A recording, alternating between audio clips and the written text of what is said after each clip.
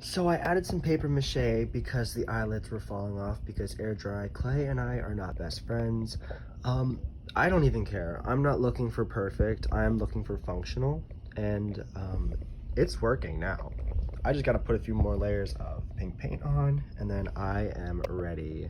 Can't forget about the fake eyelashes. Those are coming in tomorrow. One thing that I am not familiar with is paper mache. And I did not use real paper mache. I used newspaper and flour and water. And that's just the OG way to do it.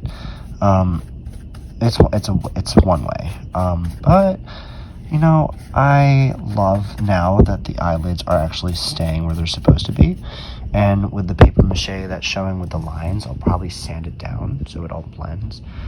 I don't know. Covered in glitter. I'm loving it. Just coming together. Here we go, practice round. I'm going to be adding those white, beautiful swirls around her face. This was my attempt at a tiny little plump nose. For the white swirls around her face, I'm going to be starting with using pencil to trace the lines. All right, and in just of a tutorial, you just are going to attempt to repeat this beautiful line work. It was, you know, there's only so many pictures that there's available, so kind of just make it your own.